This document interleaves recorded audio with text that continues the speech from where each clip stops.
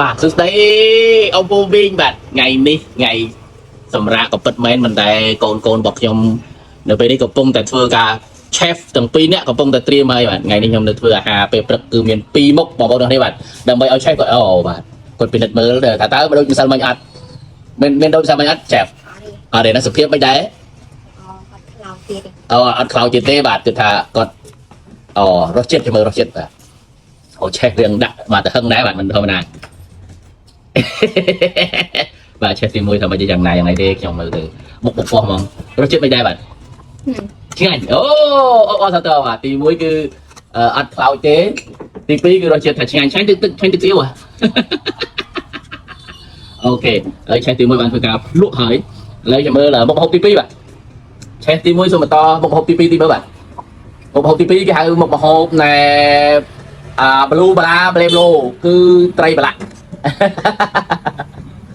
បាទត្រីប្រឡាក់បាទមកពីស្វាយរៀងបាទឥឡូវចាំមើលរសជាតិយ៉ាងណាបាទឆែកគឺមិនសូវចូលចិត្តរឿងត្រីទេបាទ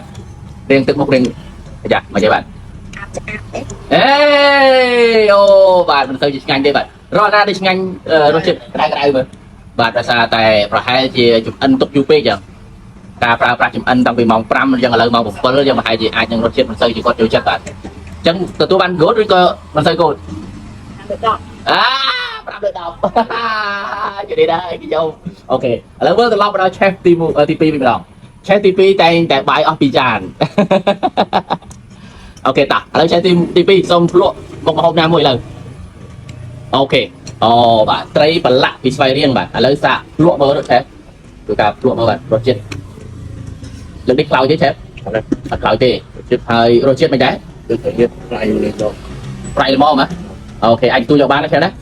អូខេអរគុណបាទអញ្ចឹងការខមមិន1លើ2បាទតោះ chef យើងមុខហូបទី2បាទមុខហូបទី2បងប្អូនទាំងនេះបាទគឺពងទាចៀនជាមួយនឹងទឹកស៊ីវហូបដាច់លុយអូខេតោះឥឡូវយើងមើលតើ chef ទី2លោកលក់ទៅយ៉ាងណាសាកសិនមើលបាទអត់